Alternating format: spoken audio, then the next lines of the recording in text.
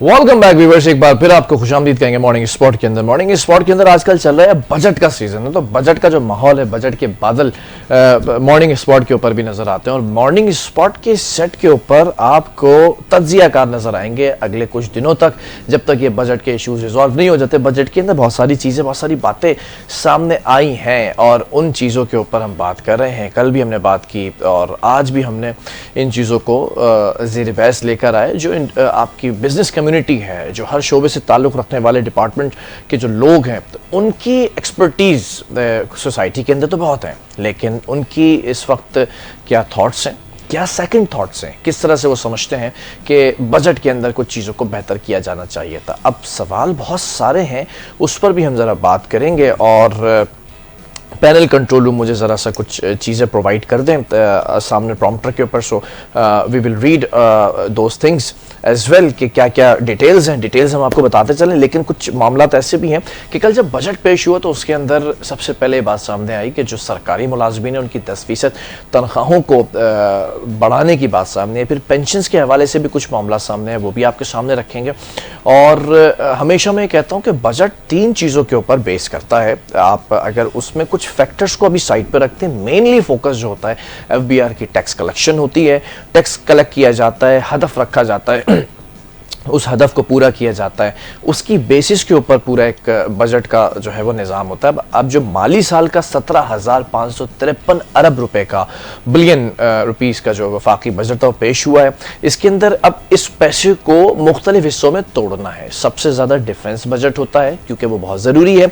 और जो लोग कहा करते थे कि ये डिफेंस के लोग, मतलब डिफेंस में रहने वाले लोग नहीं, डिफेंस डिफेंड करने वाले जो डिपार्टमेंट्स हैं, ये इतना बजट ले जाते हैं, तो मेरी जान जो देख रहे हैं हमें, वो इतना बजट नहीं लेके जाते। अगर आप पड़ोसी मुल्क में जाएं तो अरबों खरबों डॉलर्स की जो करप्शन बाबले मोदी ने की है वो भी सामने आ गई है।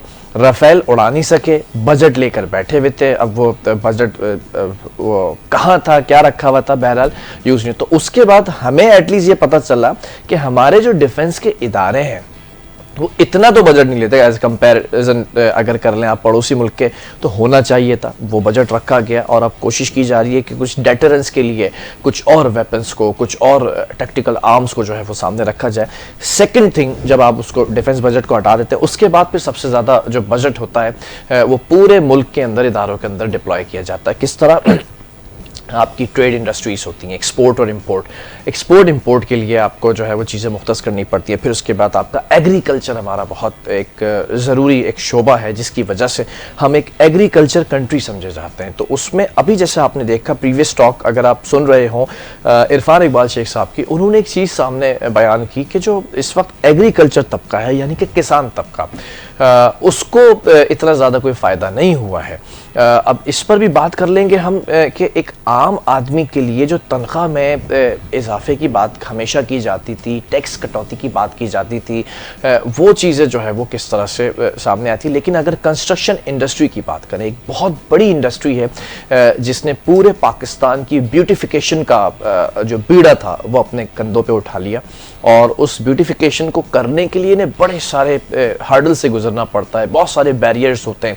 कहीं कहीं पर हम ये भी देखते हैं कि एक नक्शा पास कराने के लिए, एक अप्रूवल लेने के लिए अंडर द टेबल इतने वजनी बैग्स दिए जाते हैं कि जो अफसर बैग ले रहा होता है कभी कभार उसका कंधा भी उतर जाता है। इतने वजनी बैग्स होते हैं, वो जो मांगते डिमांड करते हैं, उन कंधों को जो है वो सही करने के लिए पीछे उन्होंने असिस्टेंट मालिशिये रखे होते हैं जो कंधे सही करके वो बैग्स उठा के लेके जाते हैं। तो अंडर द टेबल अगर ये टेबल्स ही खत्म कर दी जाए इनके ऑफिस से, तो शायद मामला हल हो जाए। अगर आर्टिफिशियल इंटेलिजेंस का इस्तेमाल कर लिया जाए, ह्यूमन इंटेलिजेंस को रिमूव करके, तो शायद ये मसले हो जाए। कल आपने देखा कि आबाद के जो फॉर्मर चेयरमैन थे उन्होंने कुछ कमेंट्स सामने दिए।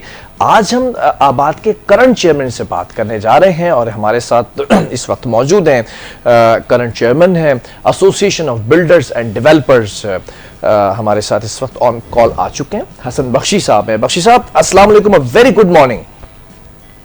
वालेकुम अस्सलाम। बख्शी साहब कैसे हैं, बखैर आफियत हैं आप? अल्हम्दुलिल्लाह। तो वैसे तो बखैर आफियत ही हैं। कल मैंने आपको तमाम टीवी स्क्रीन के ऊपर देखा, बजट आने के बाद बखैर आफियत है, कुछ सुकून है, कुछ इत्मीनान है, या फिर वही परेशानी के जो मंडरा रहे थे बादल वो अभी तक बरकरार है? देखिए 3 साल इस इंडस्ट्री के लिए, सॉरी बिस्मिल्लाहिर्रहमानिर्रहीम, 3 साल इस इंडस्ट्री के लिए बहुत चैलेंजिंग रहे। और गवर्नमेंट ने बहुत ज्यादा टैक्सेस लगाए, बहुत ज्यादा डॉक्यूमेंटेशन कर दी, ठीक है, जिसकी वजह से इंडस्ट्री जो कि पाकिस्तान में 10 मिलियन लोगों को रोजगार देती है, ये वो इंडस्ट्री जिसके साथ 72 एलाइड इंडस्ट्री, जिसमें सीमेंट भी है, जिसमें स्टील भी है, जिसमें पाइप भी है, जिसमें टाइल भी है, वो साथ चलती है। ये इंडस्ट्री वो है जो पाकिस्तान का 52% जो फॉरेन रेमिटेंस आता है, जो कि 38 बिलियन के करीब है, 38 बिलियन डॉलर के, 50% से ज्यादा इसमें इन्वेस्ट होता है। ठीक है, ये वो इंडस्ट्री है जिसमें 12 मिलियन मकानों का शॉर्टेज है, और ये मैं नहीं कहता, ये वर्ल्ड बैंक की रिपोर्ट कहती है। इसमें काम करने वाले भी मजदूर, मिस्त्री, इंजीनियर्स पाकिस्तानी हैं, काम करवाने वाले भी हम जैसे लोग हैं जो पाकिस्तानी हैं, ठीक है, खरीदार आप जैसे लोग हैं जो कि पाकिस्तानी हैं। जिन फैक्ट्रियों में ये माल बनता है, सरिया, सीमेंट, एक्स्ट्रा XYZ, ये भी सब पाकिस्तानी हैं। इनफैक्ट जो हमारे पाकिस्तानी एक्सपेक्टेड रेमिटेंस भेजते हैं इसमें इन्वेस्टमेंट के, वो भी पाकिस्तानी हैं। ठीक है। सो ये वो एक इंडस्ट्री है जिसको मदर इंडस्ट्री कहा जाता है। और अगर आप इमीडिएट मिसाल लेंगे तो दुबई को आज बनाने में यही इंडस्ट्री का रोल है। ठीक है। और इसको देखा देखी सऊदी अरब भी अब इस इंडस्ट्री को प्रमोट कर रहा है ताकि सऊदी अरब को बनाया जाए। ठीक है।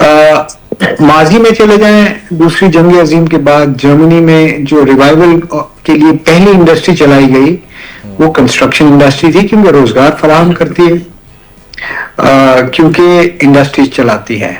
सो 3 साल पाकिस्तान में इसको नजरअंदाज किया गया। 3 साल पाकिस्तान में इसको कहीं प्रायोरिटी लिस्ट में नहीं रखा गया। नतीजा कल अगर आपने फाइनेंस मिनिस्टर साहब की स्पीच सुनी होगी, उन्होंने कहा कि लार्ज स्केल मैन्युफैक्चरिंग परफॉर्म नहीं कर पा रही। वजह यह है कि कंस्ट्रक्शन एक्टिविटी बहुत स्लो डाउन है। इस वक्त पाकिस्तान में 60 से 70% जो ऑलरेडी स्टार्ट हो चुके थे प्रोजेक्ट, वो स्टॉल हो चुके हैं, रुक चुके हैं, और नए प्रोजेक्ट आने की तादाद बहुत कम हो चुकी है।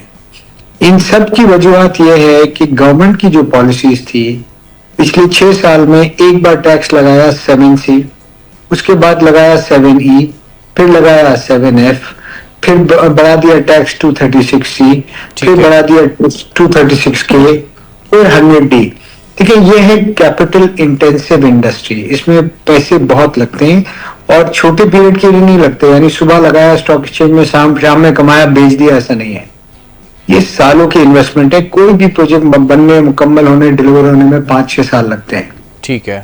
तो अनफॉर्चुनेटली इन हालात में कोई भी लॉन्ग टर्म इन्वेस्टमेंट करने को तैयार नहीं था। हमारी बजट से पहले हुकूमत ने एक रिक्वेस्ट सुनी, और रिक्वेस्ट सुनने के बाद प्राइम मिनिस्टर ने एक टास्क फोर्स बनाई हाउसिंग के रिवाइवल के लिए। उसमें फाइनेंस मिनिस्टर भी थे, उसमें Ali Parvez state minister for finance भी थे, FBR के चेयरमैन थे, मैं था, आरिफ हबीब साहब थे और दीगर अहबाब भी थे। हमने यूनानिमसली रिकमेंडेशन बनाई और प्राइम मिनिस्टर के पास ले गए, जिसमें प्राइम मिनिस्टर ने कहा कि जी बहुत अच्छा है, पर मैं चाहता हूं फाइलों का बिजनेस नहीं चले, फ्लिपिंग का बिजनेस नहीं चले, एक्चुअल कंस्ट्रक्शन है, और इसको आप मजीद बेहतर करें। सो उनमें से 3 जो यूनानिमस रिकमेंडेशन थी इस बजट में एक्सेप्ट हुई है, जिसमें एक इन्होंने FED खत्म करने का ऐलान किया है। बिल्कुल ऐसा ही है। दूसरा उन्होंने 236K का टैक्स कम करने का ऐलान किया है। तीसरा उन्होंने जो मॉर्टगेज फाइनेंसिंग में आप इंस्टॉलमेंट पे करेंगे, उसको अलाउ किया है, आप अपने एक्सपेंसेस में दिखा सकें। चौथा हमने कहा था कि आपने ये भी अलाउ करना है कि जो पाकिस्तान में पहली बार मकान लेता है उसके लिए सब्सिडाइज हाउस फाइनेंसिंग अलाउ की जाए। वो मेरे ख्याल में स्कीम अनाउंस करने जा रहे हैं। क्या नहीं कर सके अब मैं आपसे शेयर करूं। 236K तो उन्होंने कम कर दिया 1.5%, साथ में 236C जो एक खरीदार, एक ट्रांजैक्शन में दो लोग होते हैं, एक आप और एक मैं, एक खरीदार एक बेचने वाला। ठीक है। इन्होंने खरीदार पे तो टैक्स 1.5% कम कर दिया, हाउएवर वही 1.5% पर सेलर पे बढ़ा दिया। सो उसका इफेक्ट नलिफाई हो गया। दूसरी बात, इन्होंने एक और सेक्शन इंसर्ट किया है 114C, जो कि फाइनेंस मिनिस्टर की बजट में तफसील से नहीं था, बट जो मैंने रात को कमेंट्री सुनी और समझा हूं मैं, उन्होंने कहा कि अब पाकिस्तान में एक सर्टन कीमत से ऊपर की प्रॉपर्टी फाइलर खरीद सकते हैं, बिल्कुल ऐसा ही है। और फाइलर के बाद वो उसका एलिजिबल फाइलर होना लाजमी है। एलिजिबल फाइलर की डेफिनेशन है कि कैश एंड कैशेबल रिसोर्सेज होनी चाहिए, और कैश एंड कैशेबल रिसोर्सेज की डेफिनेशन ये है कि उसके लास्ट ईयर के वेल्थ के रिटर्न में वो चीज सब आया होनी चाहिए।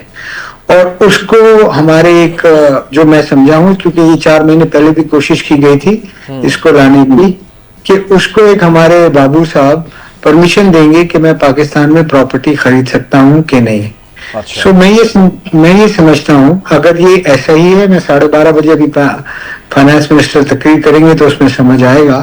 तो मैं ये समझता हूँ ये बहुत ही नेगेटिव स्टेप होगा, और इससे कुछ भी नहीं होगा।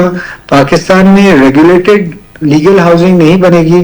आज कराची जैसे शहर में 52% आबादी इलीगल हाउसिंग, अनऑथराइज्ड कंस्ट्रक्शन में रह रही है या स्लम्स में रह रही है। ठीक है। So, अच्छा बख्शी साहब, मैं चाहूंगा, ठीक है, मैं चाहूंगा कुछ क्वेश्चंस हैं, आपकी मौजूदगी का फायदा उठा लेते हैं और उनको मैं सामने रख देता हूं। अभी जो बजट पेश हुआ है, कंस्ट्रक्शन इंडस्ट्री हमेशा से ये शिकायत करती रही है कि जो इसके साथ कनेक्टिंग इंडस्ट्रीज हैं उन पर इतने टैक्सेस होते हैं या उनकी प्राइसेस इतनी बढ़ा दी जाती है कि कॉस्ट ऑफ प्रोडक्शन ऑटोमेटिकली हमें बेयर करनी पड़ती है, और फिर हम जब बेयर करते हैं तो उसके बाद वो सारा मलबा गिर जाता है टेल एंड के ऊपर, जो कंज्यूमर है या जो आपका क्लाइंट है जो खरीदने आ रहा है उस फ्लैट को या उस जगह को, उस चीज को। तो इस वक्त इसमें कोई रिलैक्सेशन नजर नहीं आ रहा आपको, क्योंकि आपकी कॉन्वर्सेशन से मुझे लग रहा है कि everything is going to be worst. No, मैंने ये कहा कि एफईडी खत्म कर दी गई है, स्टेप इन राइट डायरेक्शन। 236 के टैक्स कम कर दिया गया है, ठीक है, that is also step in right direction. ठीक है। मॉर्गेज में आसानी कर रहे हैं, वो भी स्टेप इन राइट डायरेक्शन है। देखिए, जो आपने कंस्ट्रक्शन मटेरियल की बात की, और बिल्कुल सही है, ये पास ऑन कॉस्ट है। ये तो नहीं हो सकता कि अगर कंस्ट्रक्शन मटेरियल महंगा हो तो मैं अपनी जेब से लगा दूं, ऐसा नहीं। वो पास ऑन कॉस्ट है। बट देखिए, ये जो कंस्ट्रक्शन मटेरियल पाकिस्तान में महंगा होने का वन ऑफ द रीजन ये था कार्टेलाइजेशन। ये जो मैन्युफैक्चरर्स हैं बड़े बड़े, जो लिमिटेड हैं, वो अपना एक कार्टेल बना के प्रोडक्शन की कैपेसिटी को कम करके रेट बढ़ाते हैं। इस वजह से ये हालात हो रहे थे।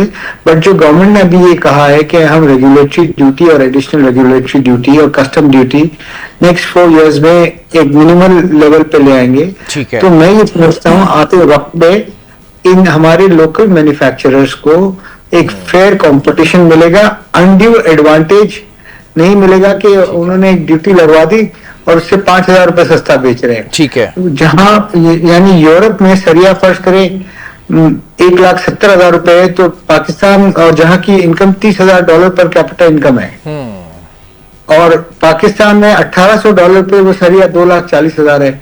ऐसा तो मुमकिन नहीं है ना। यस। अच्छा, अगर हम सोसाइटीज़ की बात कर लें तो हमेशा सोसाइटीज़ जो है वो इंट्रोड्यूस कराई जाती है हुकूमती सतह पर भी और प्राइवेट सेक्टर्स की जानिब से भी। इस बजट के बाद कोई ऐसा एक प्रोजेक्ट जो आप लोगों की म्यूचुअल अंडरस्टैंडिंग पहले भी हुई हो, पोस्ट बजट और प्री बजट अगर दोनों की बात करें, कोई ऐसी सोसाइटी जो आम आदमी के लिए इतना रीजनेबल, इतना फिजिबल हो कि वो घर खरीद सके? Is there anything?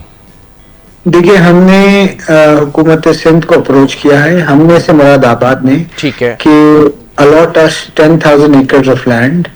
We want to establish a satellite town in Karachi which will be of international standard. ठीक है। और उसमें आबाद itself कुछ नहीं कमाएगा। ओके। जो डेवलपमेंट की कॉस्ट होगी वो बेयर करेगा और ट्रांसफर करेगा कॉस्ट, और सिर्फ उन्हीं लोगों को प्लॉट या मकान दिए जाएगा, ये प्लॉट दिया जाएगा बनाने के लिए जो 6 महीने में अपना कंस्ट्रक्शन स्टार्ट करें। अच्छा। और जीरो वायलेशन होगी वहां पर, इंटरनेशनल स्टैंडर्ड का इंफ्रास्ट्रक्चर होगा। जमीन भी हमने फ्री नहीं मांगी है, हमने कहा है कि जो कॉस्ट ऑफ लैंड है जो आप सबको देते हैं वो हमें भी दें, और इससे तकरीबन 6 से 10 बिलियन डॉलर की इकोनॉमिक एक्टिविटी होगी। 6 to 10 बिलियन डॉलर्स। ठीक है। अच्छा, दूसरी चीज़ ये कि इस वक्त जो प्रॉपर्टी प्राइसेस है, कल भी मैंने एक सवाल किया, आज मैं आपकी मौजूदगी का ज़रा ज़्यादा फ़ायदा उठा लूँ। प्रॉपर्टी प्राइसेस एकदम से राइज हुए हैं, एकदम से ऊपर गए हैं, उसको कंट्रोल करने के लिए कोई मैकेनिज्म या कोई ऐसी प्रोग्रेसिव टॉक हायर ऑफिशियल से हुई है सामने कि इसको भी कंट्रोल किया जा सके? देखिए, बात यह है, बहुत सिंपल फॉर्मूला है। It is a matter of demand and supply. ठीक है। कानून ये है कि 1947 से सिंध में कि 120 गज से बड़ा कमर्शियल लैंड ऑक्शन होगा।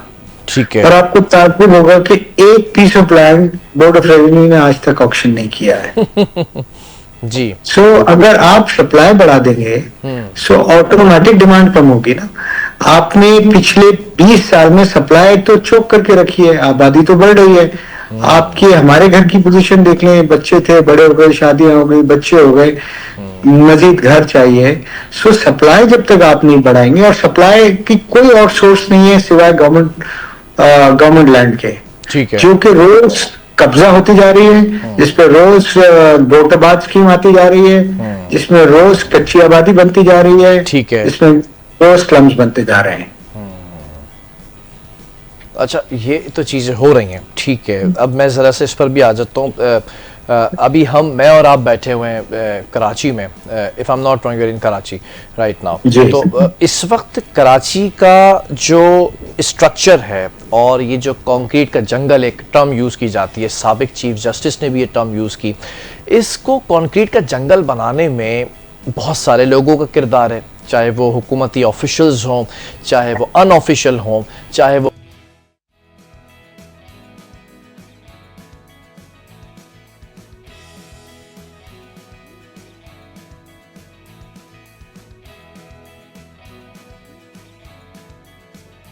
ख्याल राब्ता मुनक़ता हो गया। मुझे जरा पहले कंट्रोल रूम राब्ता कराया जाए, मुझे आवाज नहीं आ रही है। मुझे आपकी आवाज आ रही है। ठीक है, मैं जरा सवाल कंटिन्यू कर देता हूं कि बहुत सारे लोगों का इसमें जो है वो हाथ है, कंक्रीट के जंगल बनाने में कराची का। ऑफिशियल्स भी उसमें, अनऑफिशियल्स भी, और कुछ प्राइवेट सेक्टर के ऐसे लोग भी हैं जिनको यहाँ पर मैं शायद डिस्कस नहीं कर सकता बैठकर। लेकिन ये जो जंगल जब बन रहा था, उस वक्त आबाद की रिस्पॉन्सिबिलिटी क्या थी, और आज आबाद उसको कैसे देखता है? क्या उस पर गिल्ट होता है कि हम नहीं रोक सके जंगल बनाने से?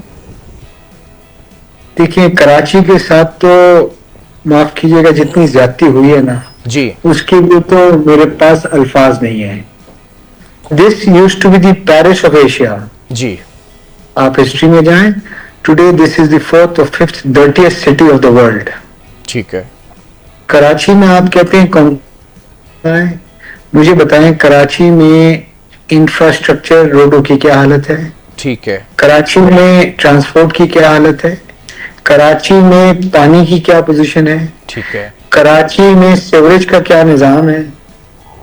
कराची में लॉ एंड ऑर्डर की सिचुएशन क्या है? कराची में गवर्नमेंट स्कूलों की हालत क्या है? कराची में हॉस्पिटल्स की लोगों को क्या सहूलियात मौजूद है?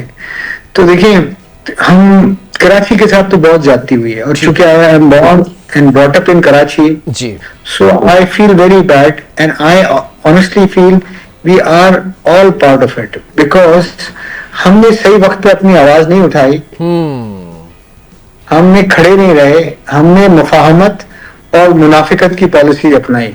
ठीक है। सो उसके नतीजे में आज ये हुआ कि बहुत से कराची वालों के बच्चे कराची में आज रहने को तैयार नहीं है, वो अपने मिडिल ईस्ट में रोजी कमा रहे हैं। बख्शी साहब, विद ऑल ड्यू रिस्पेक्ट, आपकी बात बिल्कुल सही है। ठीक है, आपने प्राइवेट सेक्टर की बात की, आपने एजुकेशन सेक्टर की बात की, हेल्थ सेक्टर की बात की, आपने लोकल गवर्नमेंट सेक्टर्स की बात की।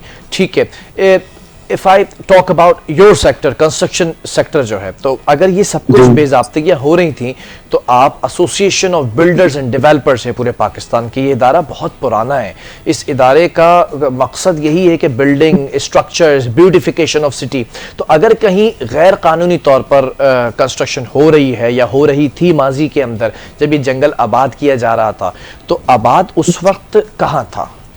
आपने शायद सुना नहीं, मैंने कहा इसमें हम इक्वली कसूरवार हैं। ठीक है। हमारी मुफाहमत और मुनाफिकत की पॉलिसी की वजह से आज कराची की ये हालत हुई है। Very well said. पर हम उस वक्त खड़े हो जाते जी और कॉम्प्रोमाइज नहीं करते। ये एक आबाद नहीं कर सकता था। देखिए, आबाद can't stand against the state. बिल्कुल ऐसा ही है, बिल्कुल ऐसा। Try to understand, a private organization comprising of businessmen cannot stand against the state. ठीक है। It is the people जिनकी विल प्रिवेल करती है। ठीक है। पर हम सब उस वक्त ऐसा लगता था कि आई डोंट नो क्या वो बोलते ना, गफलत में सोए हुए थे, ख्वाब गफलत में सोए हुए थे। चले ठीक है, याद माजी अजाब यार अब छीन लिया मुझसे हाफजा, मेरा हाफजा छीन लिया जाए अगर, तो अभी इस वक्त आबाद किस किस स्टेज पर है कि अगर मैं अब बात करूं कि अब अगर रोकने की बात हो, अब ख्वाब गफलत से बेदार मैं और आप दोनों मिलकर हो जाए, तो what we gonna do now? देखें, आबाद का काम क्या है पहले ये समझे जी। आबाद का आर्टिकल्स ऑफ एसोसिएशन ये कहता है कि they are going to play a role of a bridge between the government and the private sector. बिल्कुल सही। ठीक है। To ensure that policies are made which encourages business activities। अब हमारे पास लीगल कोई इख्तियार नहीं है कि हम इलीगल एक्टिविटी को रोक सकें। We are not the regulators. Okay.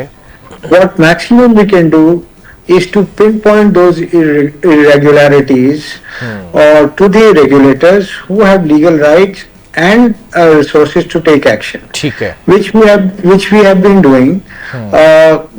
कभी सुना जाता है और कभी नहीं भी सुना जाता है।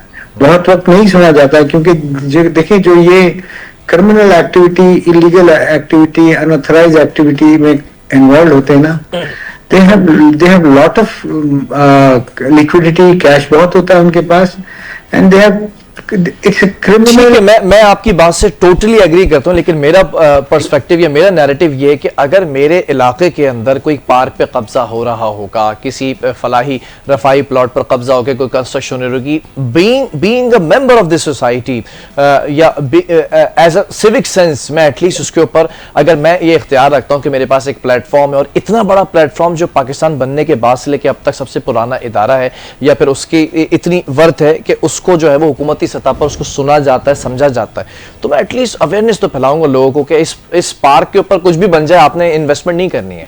ये ऐसे ही वीरान पड़ा है जैसे पार्किंग प्लाजा सदर वाला वीरान पड़ा हुआ है। किसी भी एम्यूनिटी प्लॉट में किसी किस्म की हमारा मेंबर बिल्डिंग नहीं बनाता है। ठीक है। ना हम बनाने देते हैं। पिछले हफ्ते हमने अपनी मीटिंग में 7 मेंबर्स को सस्पेंड किया है।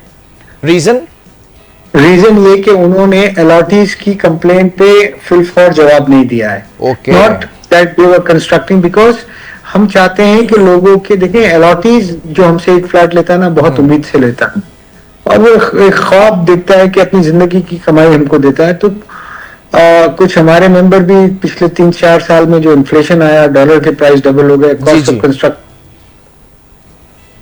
ठीक है, बहरहाल कुछ चीज़ें यहाँ पर मैं और डिस्कस करना चाहूँगा अब, क्योंकि आप यहाँ पर मौजूद हैं।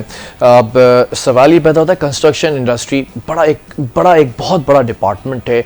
एक सस्ते घर का जो ख्वाब है एक आम आदमी का, कि अगर मैं आज अपना घर बनाना चाहता हूँ तो at least I should have at least 7 to 8 million in my pocket, left और राइट डजंट मैटर, लेकिन आपकी पॉकेट्स में इतने पैसे होने चाहिए। लेकिन अब प्राइसेस इतने हाई हो चुके हैं कि अगर मैं 10 मिलियन भी इस वक्त लेकर मार्केट में घूमता तो मुझे एक ज़मीन का घर नहीं मिलता, एक फ्लैट की तरफ मुझे जाना पड़ता है।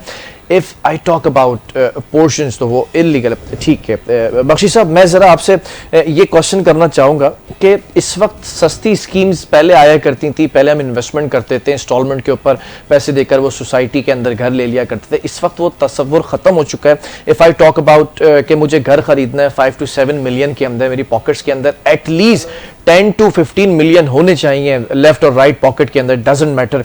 तो इन चीज़ों को तो नहीं कंट्रोल कर पा रहे क्योंकि इन्फ्लेशन रेट भी है, जीडीपी का भी मसला है, इकोनॉमी का भी मसला है। मैं एक बहुत इंपॉर्टेंट टॉपिक पर आपसे बात करना चाह रहा हूं कि अगर ओवरसीज की बात करूं, जो कि रेमिटेंस में बड़ा किरदार अदा करते हैं, जो कि आपके जीडीपी की ग्रोथ के अंदर बड़ा किरदार अदा कर सकते हैं, तो एज अ चेयरमैन ऑफ आपात आप क्या समझते हैं कि ओवरसीज के लिए कोई ऐसा फिजिबल स्ट्रक्चर है कि वो खुद यहां पर आकर इन्वेस्टमेंट करें? देखिए, स्ट्रक्चर तो ये होना चाहिए कि उनको आने की जरूरत ही नहीं पड़े और वो जहाँ भी इन्वेस्टमेंट करें सेफ और साउंड हो, और उनको जो कमिटमेंट किया जाए उस टाइम पे उनको डिलीवर हो विदाउट एनी हैसल, दुनिया में जैसा होता है। ठीक है। So I think gradually we are moving towards that, and Pakistan में इस्लामाबाद में RERA real estate regulatory authority आने जा रही है, उसका कयाम किया जा रहा है और अब स्पेशल कोर्ट्स भी बनाए जा रहे हैं ओवरसीज के लिए, which is again a step in the right direction, क्योंकि पाकिस्तान की कोर्टों में 30-30 साल फैसले नहीं होते। ओके। अगर इन लोगों के जो 38 बिलियन डॉलर आपको एक साल में दे रहे हैं, बनिस्बत आपको IMF से 1.5 से 2 बिलियन डॉलर मिलते हैं और कितने आपने चने चबा रहे हैं। सो हमें इनके लिए जो भी मुमकिन हो, जैसा भी मुमकिन हो, हर पूरी कौम को मिलके इनको सपोर्ट करना चाहिए, because they have been supporting us since probably last 3-4 decades। अच्छा, वो तो सपोर्ट कर रहे हैं, लेकिन कुछ ऐसे केसेस भी सामने आए, बहुत सी ऐसी ओवरसीज सोसाइटीज यहाँ पर इंट्रोड्यूस कराई गई, लोगों का लाखों करोड़ों या फिर अरबों रुपया ओवरसीज का यहाँ पर इन्वेस्ट हुआ, उसके बाद वो मारे मारे फाइल्स लेकर दर बदर भटकते रहे, कोई पुरसाने हाल नहीं था। इस पर आपका क्या कॉमेंट है? जी, मैं जितना आपका सवाल समझाऊं, आपने कहा कि ओवरसीज में करोड़ों रुपए अरबों रुपए इन्वेस्ट किए हैं और उनका कोई पुरसाने हाल नहीं है। नहीं, वो सोसाइटीज कहाँ गए ओवरसीज? आपकी बात सही है, ऐसे ही है।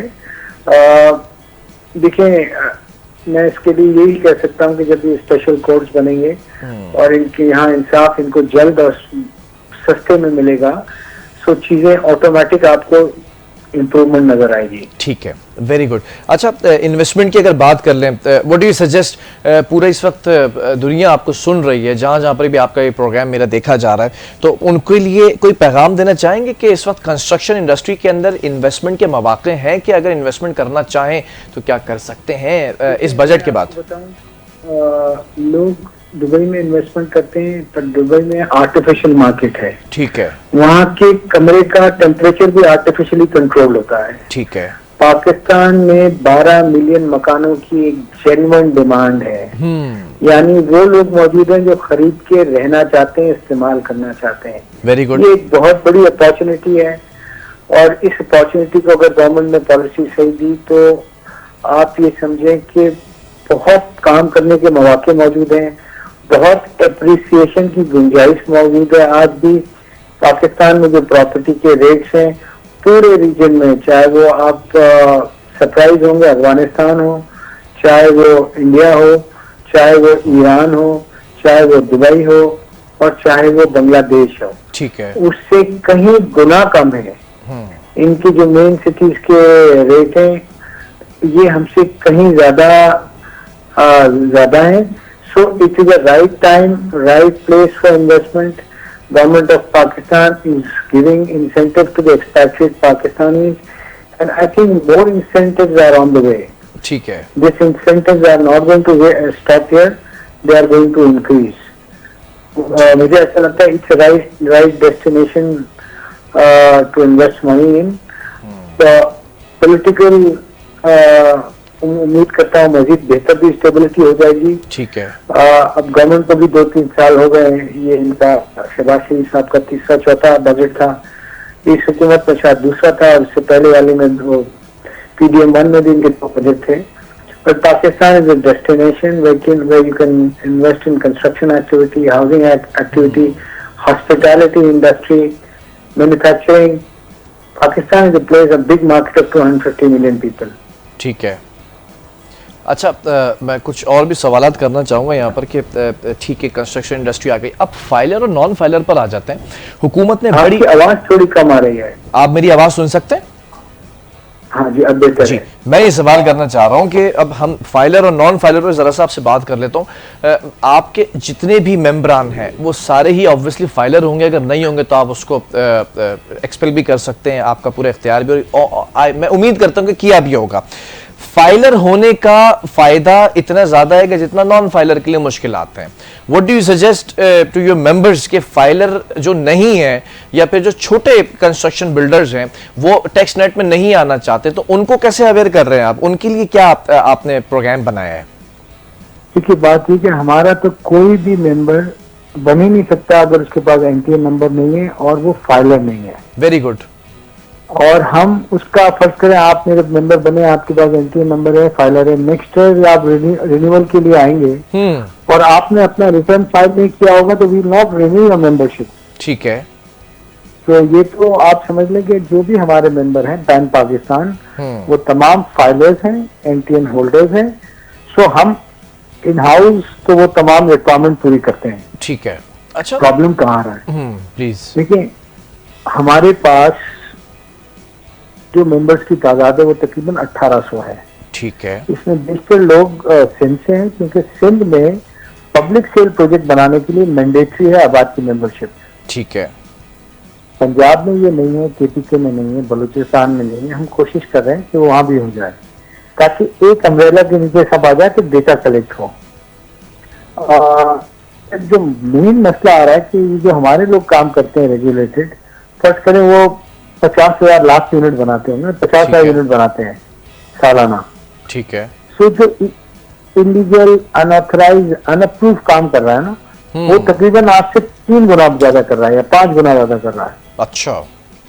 सो ना उनके पास कोई एनटीए नंबर है, ना वो कोई अप्रूवल लेते हैं, ना वो कोई उस इलाके की इंफ्रास्ट्रक्चर में कोई कॉस्ट डालते हैं जैसे हम डालते हैं हर प्रोजेक्ट पे। ठीक है। ना कोई उसके पास इंजीनियर है, ना आर्किटेक्ट है, ना कोई सुपरवाइजर है, ना कोई कंसल्टेंट है जो कंस्ट्रक्शन की क्वालिटी को देखे कि वो जो सिस्मिक रिक्वायरमेंट है। आपको पता होगा कि कराची सिस्मिक जोन में है, इस्लामाबाद सिस्मिक जोन में है, तो इसकी रिक्वायरमेंट है स्ट्रक्चर की। ठीक है। कि वो फॉलो हो रही है कि नहीं, स्टील वैसा डल रहा है कि नहीं, क्योरिंग वैसी हो रही है कि नहीं, सीमेंट का वो रेशियो है कि नहीं, इतना पीएसआई का है कि नहीं। तो वो चीजें, उन तमाम चीजों जो अनऑथराइज्ड इलीगल कंस्ट्रक्शन में मिसिंग है। और आप जान के हैरान होंगे कि कराची शायद दुनिया की उन चंद सिटीज में है जहां पर इलीगल कंस्ट्रक्शन या स्लम्स भी वर्टिकल हैं, यानी 40-40 गज के प्लॉट पर 10-10 मंजिला बिल्डिंगें हैं। ठीक है। और अल्लाह ना करे कभी यहाँ पर अर्थक्वेक या कोई नेशनल डिजास्टर आए, ठीक है। तो मैं ही समझता हूँ this building will fall like a pack of cards. अच्छा, और अभी हमारे पास वो मेडिकल सहूलियात, वो एम्बुलेंसेज, वो पैरामेडिक्स नहीं होंगे जो हमको ये सहूलत दे सके। Yes yes yes. अच्छा, एक और सवाल, इंटरनेशनली अगर मैं कंपेयर करूं आप लोग के बिल्डिंग स्ट्रक्चर्स को, भी कराची के अंदर पिछले ही कुछ दिनों में 29 झटके जो है वो रिकॉर्ड किए गए जलजले के। तो अब जलजले का आपकी आवाज फिर बहुत कम आ रही है। मैं अपनी आवाज थोड़ा सा पैनल कंट्रोल रूम मेरी आवाज पहुंचाई जाए बख्शी साहब तक। बख्शी साहब, can you hear me now? हाँ, ठीक है। बख्शी साहब, अभी हमने देखा इंटरनेशनल अगर स्टैंडर्ड की बात कर ली जाए और कंपैरिजन किया जाए हमारी बिल्डिंग्स को, हमारे स्ट्रक्चर्स को टू इंटरनेशनल बिल्डिंग्स, तो अभी कराची के अंदर 28 से 29 झटके जलजले के रिपोर्ट किए गए। हमारे स्ट्रक्चर्स के अंदर वो फ्लेक्सिबिलिटी है कि अगर रेक्टर स्केल के ऊपर 2 पॉइंट या 3 पॉइंट का जलजला आता है तो हम उसको फिर आसानी से झेल जाए? कितने रेक्टर स्केल का जलजला आता है? मतलब 2.3 या 3.4 या मैक्सिमम इतना कि डिजास्टर्स वे में ना जाए अगर? नहीं, हमारी बिल्डिंगें अल्हम्दुलिल्लाह जो हमारे मेंबर्स बना रहे हैं वो डिजाइन है मेरे ख्याल में 6.5-7 रेक्टर स्केल तक। अच्छा। हाँ, वो कराची सिस्मिक जोन में है, तो ये बिल्डिंगें डिजाइन है। अगर अल्लाह ना करे इससे ज्यादा आता है तो फिर कुदरत के सामने तो कोई नहीं खड़ा सकता। बिल्कुल ऐसे ही है। तो बच्चे ये अनऑथराइज बिल्डिंग है जिसमें आप अगर कराची से वाकिफ हैं, दिल्ली कॉलोनी है, मजदूर कॉलोनी है, लियाकताबाद है, यूनिट TCHS में है। अल्लाह ताला अपना करम इस शहर पे ऐसे ही जारी और सारी रखे, वरना हाँ हमारे उन लोगों ने जिन्होंने ये काम किया है, उसको मैं कहता हूँ अच्छा, क्रिमिनल माफिया, उन लोगों ने कोई कसर नहीं छोड़ी। बहुत अच्छा वर्ड यूज किया। इस माफिया के साथ साथ मैं एक और सवाल कर लेता हूं। ये जो जलजले के झटके हैं ये अपनी जगह ठीक है, नेचुरल डिजास्टर है। माहिरीन ये भी कहते नजर आ रहे हैं कि जमीन इस कदर खुश्क हो चुकी है बोरिंग कराने से कि यहाँ पे जो पानी का जो लेवल है वो और नीचे जा चुका है, क्रैक्स पड़ चुके हैं जमीन के अंदर, जिसकी वजह से ये भी सामना करना पड़ा है कि पूरी पूरी सोसाइटीज भी जमींबोस हो सकती हैं। कल मैंने एक आर्टिकल पढ़ा है जो आप कह रहे हैं, ठीक है, but I have not research on it. However इसमें तो कोई दो राय नहीं है कि मैं जहाँ बचपन में रहता था गार्डन ईस्ट में, जी जी, वहाँ 14 फुट पे पानी था, आज 250-300 फुट पे पानी है। क्योंकि लाइन में पानी आ नहीं रहा है, ओल्ड एरिया, इंडस्ट्रियल एरियाज, बहुत जगह जमीन का पानी इस्तेमाल हो रहा है। तो देखिए, कुछ हमारी जो प्रोविंशियल, जो हमारी लोकल गवर्नमेंट्स हैं, उनकी भी जिम्मेदारी है ना। बख्शी साहब, एक सवाल है, आप जिस घर में रहते हैं उस घर में कोई डाका डाले तो आप क्या करेंगे? रेजिस्ट करेंगे। Very good. और रेजिस्ट करने पर आपको आगे से जो है वो मज़ाहमत का सामना करना पड़े या आपको जो है वो थ्रेटन होना पड़े, then what would you do? तो गिवन करेंगे। ठीक है, मैं ज़रा सवाल ये करना चाहता हूँ, आपकी कंस्ट्रक्शन इंडस्ट्री है, आप लोगों ने शारे फैसल को अगर मैं देखूँ तो बिल्डिंग्स का स्ट्रक्चर है which I personally really like it, कि स्ट्रक्चर जो है वो इंटरनेशनल सतह पर गया। और सोसाइटीज़ ऐसी हैं, या फिर हम यहाँ से बाहर निकलें इस्लामाबाद में, लाहौर में या पूरे पाकिस्तान के अंदर, तो स्ट्रक्चर को बेहतर से बेहतर बनाने की कोशिश की गई है। और इन्वायरमेंटल जो इसके प्रोटोकॉल्स हैं उनका भी ख्याल रखा गया, वाटर वेस्ट की तरफ भी जो है वो बहुत सारी चीज़ों को छोड़ा गया, रखा गया। सवाल यह है कि अगर कोई छोटे छोटे इलीगल कंस्ट्रक्शन वाले लोग अब आपकी इंडस्ट्री पर कब्जा करना चाहेंगे, अगर 60-60 गज के ऊपर पोर्शन बनाकर एक आम आदमी की जेब में अगर 3 to 4 मिलियन रखा हुआ है, उसमें अगर वो उसको 2 कमरों का घर देंगे और वो आसानी से वो खरीदेगा, तो आप क्या करेंगे? देखिए, हम क्या कर सकते हैं, हम लीगली उनकी कंप्लेन कर सकते हैं, उनके खिलाफ वॉइस उठा सकते हैं, और उनके खिलाफ मुख्तलिफ महकमे को सेंसिटाइज कर सकते हैं। ठीक है, ये नहीं हो सकता कि मैं हथौड़ा लेके तोड़ने चलेगा। आपके इदारे से ज्यादा स्ट्रांग है वो लोग?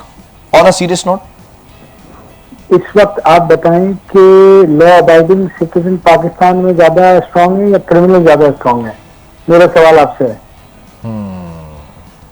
Very good question, everybody knows the answer as well. लेकिन सवाल ये है ना, सवाल you give my answer as well. Exactly.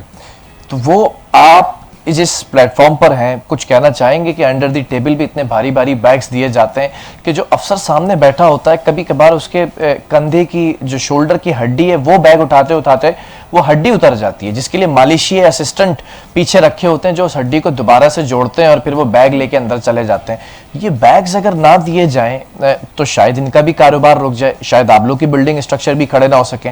इसको रोकने के लिए अभी तक आपकी प्रोग्रेस कहां तक पहुंची? सक्सेस स्टोरी बताना चाहेंगे? दुनिया भर में करप्शन को कंट्रोल करने के लिए ह्यूमन कांटेक्ट खत्म किया जाता है, ठीक है, यानी प्रोसेसेस को डिजिटलाइज किया जाता है। ठीक है, मुझे पता नहीं होता कि मेरा नक्शा कौन कर रहा है, उसको पता नहीं होता वो किसका नक्शा कर रहा है। अच्छा, ठीक है। हमारे यहाँ unfortunately digitalization of land record, digitalization of approval processes and digitalization of government department, उसको रोका जा रहा है ताकि ये करप्शन का दौर दौरा रहे। अच्छा, तो किसी को शौक नहीं है कि बैग भर के पैसे दे। मैं आपको अपने 2 नक्शे देता हूँ, आप फ्री में करवा के ले आए, मैं आपको साल भर का टाइम देता हूँ। हो नहीं सकता। देखिए, मुलाकात करनी पड़ेगी आपसे अब आपके ऑफिस में। बिल्कुल बिल्कुल मुलाकात कीजिए, मैं आपको देता हूँ, आप करवा के लाएं, मैं आपको कंसल्टेशन फीस दे दूंगा। अच्छा अच्छा, तो आपको लगता है कि अगर मैं कराने में कामयाब हो गया तो मुझ जैसे और लोग भी होंगे जो असर रसूख इस्तेमाल करके नक्शे पास कराते होंगे क्या? देखिए, कुछ लोग करवा लेते हैं, अच्छा, जिनके बहुत ताल्लुकात होते हैं जो पॉलिटिकली कनेक्टेड होते हैं ठीक है, या कहीं से कनेक्टेड होते हैं। ठीक पर है, हर आदमी की बस की बात नहीं है ना। कारोबारी आदमी बोलता है भाई पैसे दो, अपना टाइम बचाओ। ठीक है। वक्त दामन का जो वक्त है, वक्त का जो दामन है वो सिकुड़ गया है। बख्शी साहब, आखिर में एक सवाल करना चाहूंगा। कब्जों का भी बड़ा मसला है, कब्जा माफिया भी बहुत है इस शहर में, इस मुल्क में, इस सूबे के अंदर we are living right now. तो आप लोगों को ऐसी शिकायत ऑब्वियसली मौसूल होती होंगी, किसी बिल्डर की ज़मीन है, उसने परचेज की है या उसके पास मौरूसी है या ट्रांसफ़र कराई है, उस पर कब्ज़ा हो जाता है। कब्ज़ा छुड़ाते छुड़ाते मेरा ख्याल शायद ज़िंदगियाँ गुजर जाती हैं, 3-3 नस्लें बर्बाद हो जाती हैं और कब्ज़ा नहीं छूटता। हमारे एक बहुत प्यारे अफसर हैं, बहुत अच्छे रैंक पर हैं, मैंने उनसे कब्ज़े की कंप्लेन की कि एक दोस्त के बिल्डिंग उस पर प्लॉट पर कब्ज़ा हुआ है, तो मुस्कुराकर उनका जवाब ये था कि आप अपने कब्जे की बात करें, मेरे दादा के जमाने से एक जमीन पे कब्जा हुआ, मैं आज तक नहीं छुड़ा सका। तो आप लोग ऐसी मुश्किलात आती हैं तो इसका क्या हल निकालते हैं? देखिए, सबसे ज्यादा मुश्किलात हमारे पास यही हैं कब्जे की। ठीक है। और ये एक बिल्कुल मुनज़्ज़म तरीके से कब्जा होता है। अच्छा। यहाँ पर board of revenue organized crime होते हैं, ऑर्गेनाइज्ड क्राइम है ये। जैसे अब वो हाईजैकिंग होती थी, शॉर्ट टर्म हाईजैकिंग, जी जी, ये इसी तरह मेरे आदमी बैठे हुए मेरे प्लॉट पे, 2 वीगो आती हैं, मेरे आदमियों को उठाती हैं, उनके आदमियों को बिठा देती हैं। वो law enforcement agency, anti encroachment के लोग होते हैं, अच्छा, जिन जो लेके आते हैं, और कागजी को बिठा देती है। वहाँ बोर्ड ऑफ रेवेन्यू मेरे कागजात चेंज कर देता है क्योंकि मैनुअल सिस्टम है। अच्छा, तो फिर जब मैं आता हूँ आबाद में, आबाद मुख्तलिफ एजेंसी को लेटर लिखता है। ठीक है, उसमें कभी कार्रवाई होती है और कभी बेशक नहीं होती है। ठीक है, फिर वो जाता है कोर्ट, कोर्ट में लगते हैं डेट पर डेट, डेट पर डेट, डेट पर डेट, सालों लग जाते हैं। सो लामाला और थक के बोलता है वो कब्जे वाले से कॉम्प्रोमाइज करो। ठीक है। कब्जे वाला बोलता है भाई आधी प्रॉपर्टी मुझे दे दो या इसके पैसे दे दो, मैं कब्जा छोड़ देता हूँ। चले इसी पर बात कर लेते हैं। एक आखिरी छोटा सा क्वेश्चन, सेटलमेंट प्राइस क्या चल रहा है, परसेंटेज क्या चल रहा है? सेटलमेंट प्राइस 50% से स्टार्ट होता है, फिर अच्छा। आपकी नेगोशिएशन पे है, 45 पे आ जाए। एक ऐसा ग्रुप भी तो होता है, एक ऐसा ग्रुप भी तो है वो जो कहता है कि कब्जा छुड़ाने के भी हम आपसे 30% या 40% लेंगे। Is that right?